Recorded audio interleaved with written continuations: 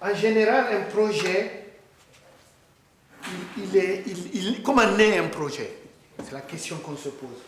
Un projet, il naît soit de la volonté du gouvernement. Vous voyez dans la lettre de politique d'un gouvernement. Le gouvernement de la République de Guinée a décidé de résoudre le problème de la pauvreté des femmes. Il y a une lettre de politique. Elle peut aussi naître de la volonté d'un bailleur de fonds extérieurs, admettons la Banque mondiale, qui est une institution qui doit participer à la coopération au développement par le financement. C'est son rôle. Ce n'est pas une institution sociale. Elle doit apporter de l'argent dans les pays pour résoudre les problèmes à travers des programmes de développement. Donc, il y a une volonté d'un bailleur de fonds extérieur ou il y a une ONG qui vient dans le pays, qui se dit, OK, nous sommes un acteur tiers, nous allons travailler avec les gens, voir si réellement il y a un certain nombre de projets, de problèmes à résoudre. Nous sommes dans la phase 1. Un projet, il est né de ça. D'une idée, d'une lettre de politique, de la volonté d'un bailleur de fonds, de la volonté d'un gouvernement, de la volonté d'une ONG. Ça peut aussi naître de la volonté d'une population, d'un village, qui décide de résoudre le problème d'eau, qui décide de résoudre le problème de santé au sein de la collectivité. Une ONG, elle a une stratégie, c'est une institution. Elle aussi, elle va décider de faire quelque chose en fonction de sa philosophie. Donc, il y a une autre logique. Vous descendez un peu plus bas, vous avez les gens qui vont bénéficier du projet. Ils ont leur logique. Donc, un projet, depuis la définition de la stratégie, pour venir à identifier le problème, on sait qu'il y a un certain nombre de logiques qui s'affrontent. Il est important de savoir ça. Donc, il naît d'une idée. Ensuite, il faut identifier le problème. Pour identifier le problème, c'est la confrontation de différentes logiques qui vont amener à dire, mais c'est quoi le problème? Vous êtes confronté à une problématique que vous ne connaissez pas. C'est tout simplement, on a un problème de développement et on doit répondre à ce problème-là.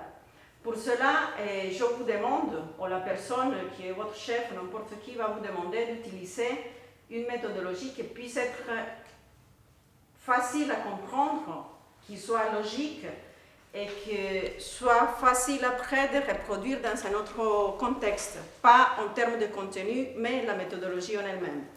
Donc, pour ça, il faut savoir qu'on est dans une situation comme celle-là. La première question est, bon, on commence par où, on fait quoi? On commence par savoir quel est le problème qui est posé. Le problème, c'est, voilà, un problème de développement dans un endroit X et les conditions que la personne ou les personnes qui vous sont mandatées vont vous donner. La première chose à faire, c'est identifier qu'est-ce qui se passe. Pour cela, on passe directement à l'analyse du contexte. Alors, pour qu'on puisse appliquer le scénario du FORA, nous allons nous mettre dans la peau de quelqu'un qu'on va mandater. Vous travaillez pour la Banque mondiale, vous travaillez pour l'État guinéen, vous travaillez pour une ONG. On va se focaliser sur la Guinée. Notre problématique de toute la journée, on va travailler sur la Guinée.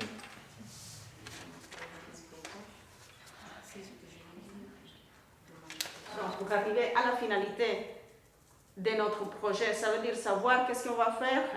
Nous devons travailler sur deux aspects différents. D'abord, les contextes, et après, une fois qu'on a ce contexte-là, savoir qui sont les personnes ou les parties concernées par les problèmes.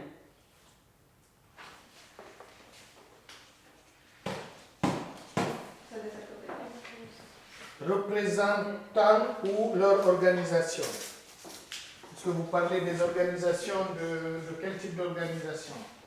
Bailleurs de fonds, organisations locales, ONG. Ça commence. Organisation locale.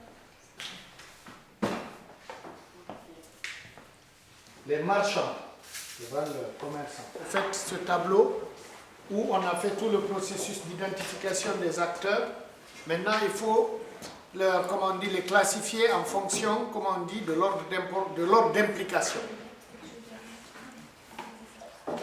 Parce qu'il faut voir en fait qu'ils soient tous des acteurs, oui, Mais il faut définir entre bénéficiaires, réalisateurs, décideurs, bailleurs, opposants du projet en fonction de leur degré d'implication. Donc nous avons fait 4 couleurs en fonction des bénéficiaires, réalisateurs, décideurs, bailleurs et opposants. C'est ce que nous avons identifié ici. Nous avons décideurs, opposants potentiels, bénéficiaires. On n'a peut-être pas fait les réalisateurs, mais on peut tout à fait le faire. Maintenant, on vous laisse ça.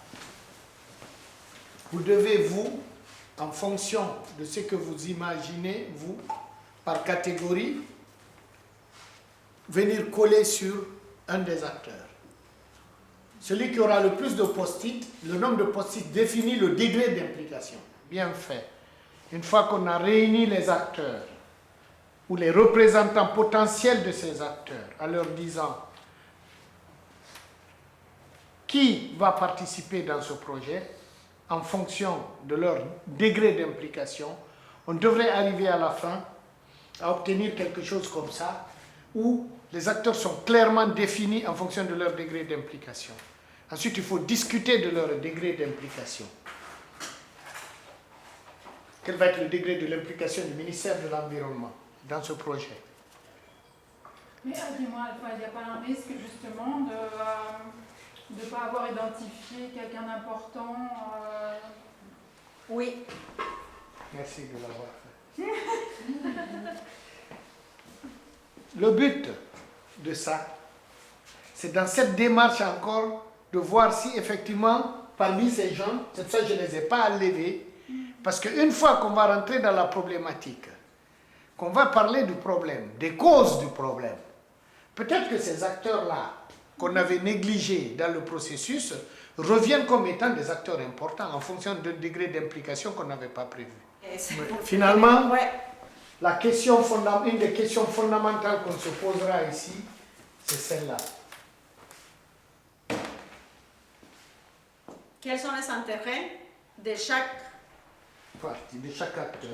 acteur, les attentes, les craintes, les conflits potentiels. Donc on a fait l'analyse du contexte. Pourquoi? Parce qu'on a déjà identifié les acteurs. Maintenant, on va se poser la question de vraiment quel est le problème à résoudre, quel est le problème lié à la pêche. Ça, c'est comment on va faire ça. On va demander aux gens impliqués dans la problématique, à leur avis, quel est le problème de la pêche dans ce secteur-là. Et ça, c'est vous qui jouez le rôle. Qui jouez le rôle, et c'est à vous de répondre à la question.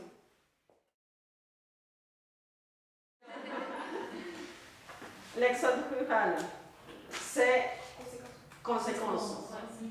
Et ça, c'est une conséquence sociale, économique, sociale, conséquence sociale. Où est-ce que je peux agir? On va voir les conséquences économiques. Les causes. Et les causes économiques. D'accord. Manque de sécurité. Manque de sécurité. Est-ce que moi, dans mon projet, je peux agir là? Oui. Ouais? Je vais mettre un point rouge. D'accord?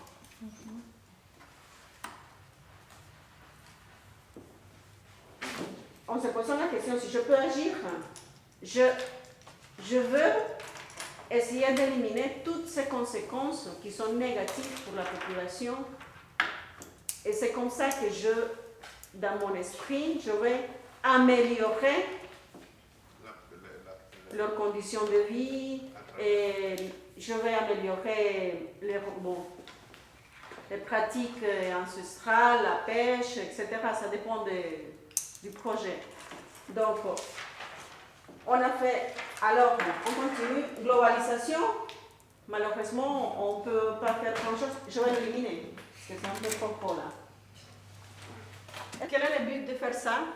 C'est, donc, je vois qu'il n'y a pas de causes environnementales. Comment je vais résoudre ça? Je vais dire, pas moi, mais si ça, c'est des conséquences d'un problème. D'où, quelle est la source de ce problème-là? Est-ce que j'ai oublié quelque chose? Est-ce que j'ai négligé quelque chose? Parce que ça, tout ça c'est causé par quelque chose. Mais c'est un peu tout par la pêche industrielle. Est-ce que c'est tout par la pêche industrielle? C'est qu'on se rend compte que tout à coup on a un volet environnemental avec des conséquences assez dramatiques, mais on n'a aucune cause de cela. Est-ce que j'ai bien formulé ma question? Est-ce que j'ai bien analysé mon... Alors, voilà. On revient. Est-ce que nous, on peut faire quelque chose là-dedans? Est-ce qu'on peut agir sur la surexploitation des ressources naturelles? On peut former les pêcheurs à pêcher de manière plus...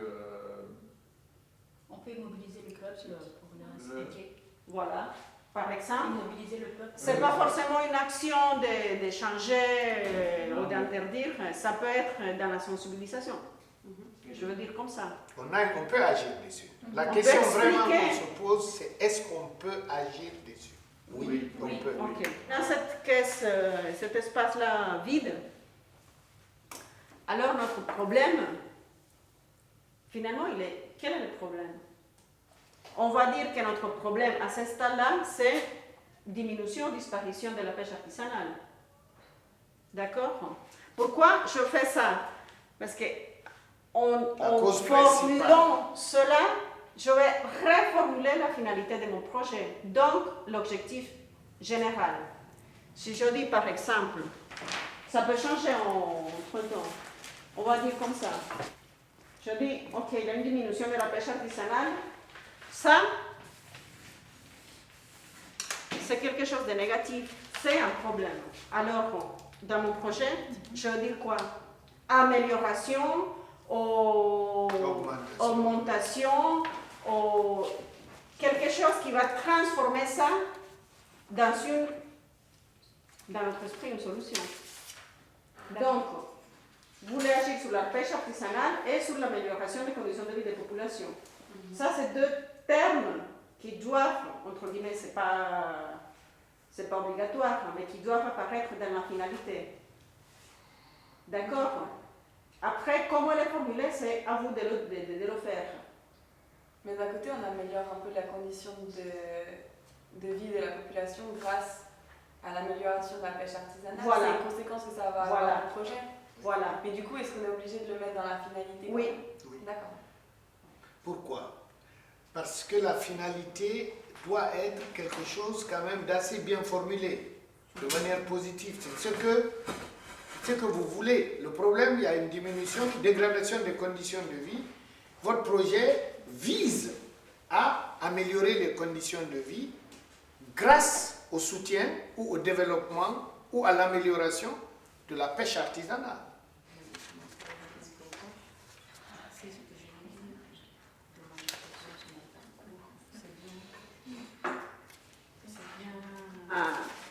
On a fait l'analyse des parties concernées. Grâce à cela,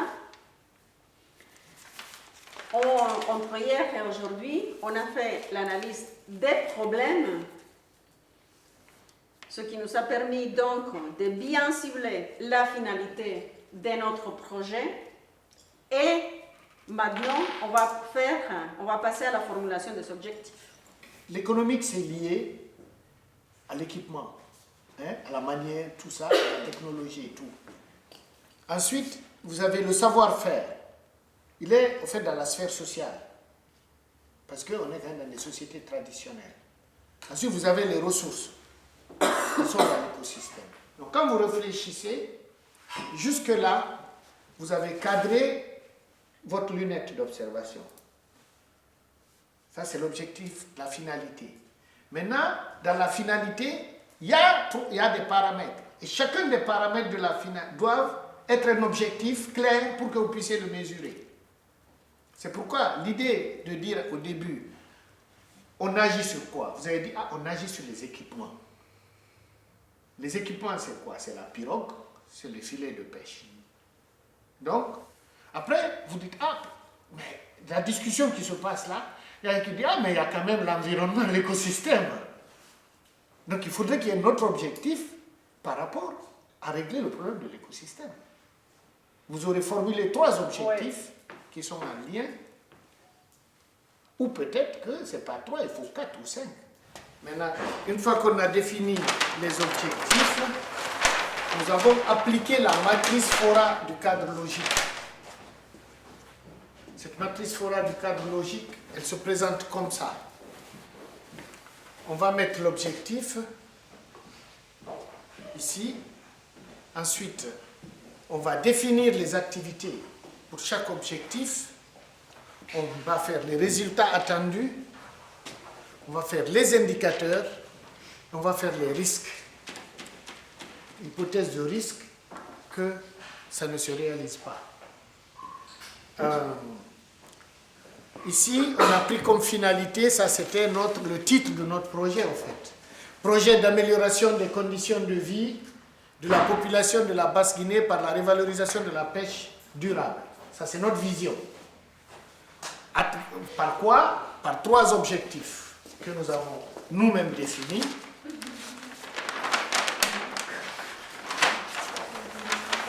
Pour faire notre vision, nous avons défini 3 objectifs que nous avons quand même estimé qu'ils étaient faisables.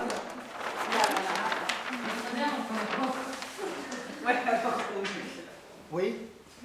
Nous avons 3 objectifs. Nous nous sommes fixés pour l'amélioration des conditions de vie de la population de la Basse-Guinée par la revalorisation de la pêche durable. Nous avons comme objectif d'améliorer les équipements, améliorer les pratiques de pêche et sensibiliser la population sur les impacts de la dégradation du milieu naturel. Nous estimons, si nous faisons ça, plus ça, nous aurons atteint notre vision. Mais durant notre projet, ce que nous allons faire là, nous devons pouvoir le mesurer. Et la logique Fora, elle vous permet au fait de définir. Si vous dites amélioration des équipements de pêche comme objectif, pour réaliser cet objectif, comment vous allez le faire? Ici, tu dois dire l'activité. Le résultat attendu, c'est que l'activité est faite. L'indicateur, c'est ce qui permet de mesurer. Et ensuite, tu fais le risque. Si on dit qu'on fait l'état des lieux des pirogues, est-ce que c'est faisable? Oui, tout à fait. Qu'est-ce qui pourrait faire que ça ne se fasse pas? Que les gens refusent. C'est quoi ils se mettent? Que les gens refusent de donner l'information. Vous devez le mettre en termes de risque. En fait, c'est ça le jeu. Mise en place, et on aura état des lieux des équipements de pêche, trouver un interlocuteur pour sensibiliser la population à travers un atelier d'échange en passant par le conseil des sages. Ça, c'est la première activité. Deuxième activité, on aura mise en place d'un chantier naval de pirogues améliorées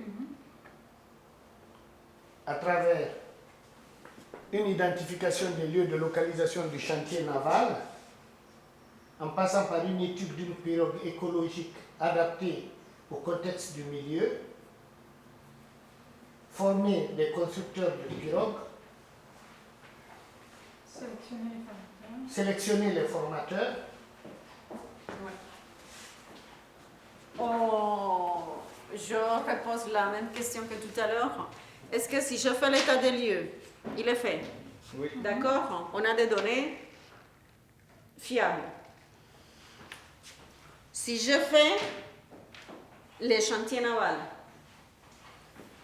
si j'ai choisi le modèle de ma pirogue, j'ai formé, ça c'est construction de... Les constructeurs. Si j'ai formé les constructeurs de Et si pirogues, j'ai formé les constructeurs de pirogues, de pirogues, est-ce que j'arrive à l'amélioration des équipements de pêche? Pas tout à fait, mais en partie quand même. Une partie. Donc vous voyez que pour seulement cet objectif-là, on a encore des activités à faire. Parce qu'on n'a pas encore, on est à mi-chemin.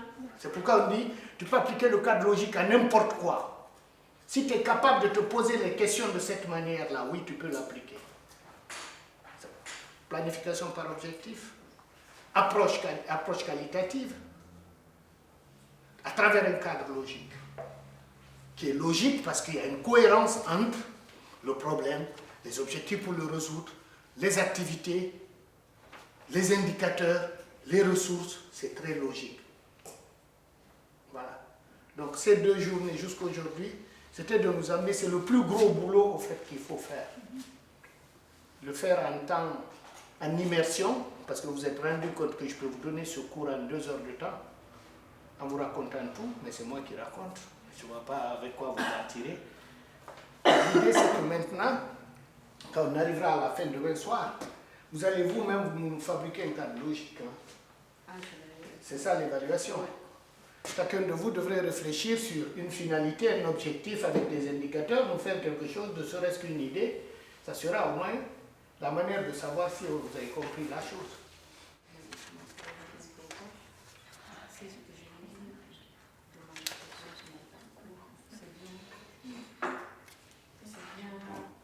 Donc je suis parti sur l'objectif principal, c'est améliorer l'image de l'Iran.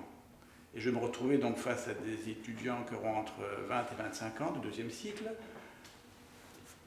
Je crois qu'il y a 80% de femmes parmi eux, et dans ces 80% de femmes, je sais qu'il y en a 25% qui sont voilées et qui viennent des quartiers défavorisés, dont entre autres Molenbeek, dont on a beaucoup parlé, puisque c'est le centre européen du terrorisme. Il paraît. Il paraît. Donc le but que je me suis mis, c'est de faire d'abord un bilan général de leur vision de l'Iran à travers un exercice, par exemple comme on a fait le premier jour, en mettant des mots comme ça, des images qu'on a, quelles sont vos images de l'Iran, puis les classifier après par ordre, par exemple préjugés culturels, préjugés religieux, préjugés économiques, je sais pas, on verra. Donc mon objectif numéro 1, c'est de trouver 5 000 francs pour acheter le van. Mon objectif numéro 2, c'est avoir un van qui fonctionne. C'était organiser un mariage pour une amie. Du coup, parmi les acteurs concernés, il y a les mariés, les invités, l'état civil, le restaurant ou le traiteur, le propriétaire de la salle. Donc mon problème, c'est que mon voyage là est pas du tout organisé.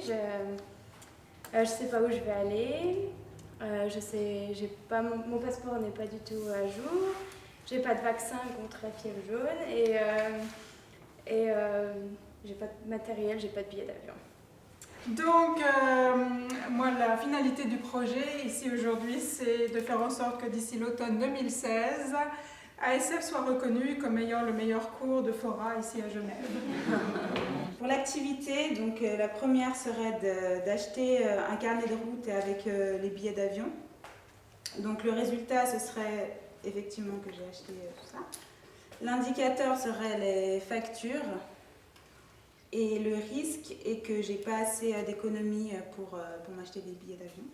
Donc pour le premier objectif, trouver une personne, l'activité c'est faire un sondage parmi les stagiaires d'ASF pour voir qui est intéressé à le faire. Résultat, le sondage il est fait. Indicateur, la personne est identifiée. Les risques, c'est que la personne n'est pas capable de le faire. Organiser une sortie en plein air avec mes amis. Donc mon objectif c'est de faire une journée de ski à la montagne. Objectif, donc le premier c'est faire un bon CV, le deuxième c'est faire une bonne lettre de motivation, et le troisième c'est qu'il faut être disponible pour trouver un travail. Diminuer la insécurité dans les quartiers polvorines dans la ville de Paz.